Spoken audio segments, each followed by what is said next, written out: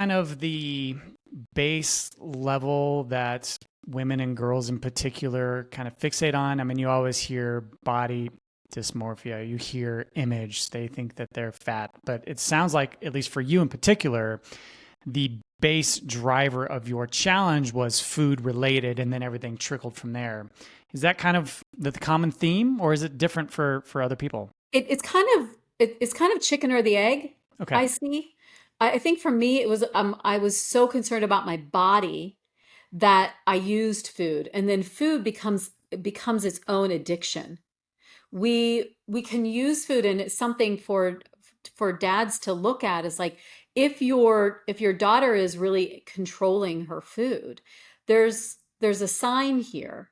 So we often will control our food as a way to feel like we have something that we can control, especially as teenagers, as young adults. So many things are out of our control, so many things that even as a parent, you can't force feed your child. You can't, unless they're really sick, and then you can, but you can't. Like, they're in control of their food, and some of them will take that to another level. So sometimes it has nothing to do with food or their body. It has where there are, it's the only thing that life feels out of control, and this is the way that I can find some control within myself. No, what happens here, Ryan, is that is an addictive. It, just like alcohol, just like drugs, it changes the brain, it changes things, and it can make us just become obsessed with dieting and controlling. And then the world out there says that's normal. You shouldn't eat that. You shouldn't eat that. That's not healthy. Well, they say that.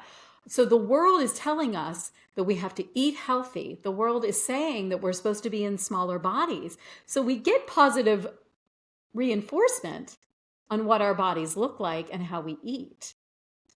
So as a father, it's something to look towards and see what is going on here, and to notice what your daughter, how your son are eating. Now, not to be over control, not for you to start controlling, because that's not the way it works, but concerned and loving and just having an eye on it. I mean, I assume, I have a really positive assumption that the dads that are listening to this actually care. If they're listening to your podcast, specifically this one, there must be a concern, or there must be something that they're wanting to get so that they can be helpful in their daughter and their son's journey, and in their wife's journey.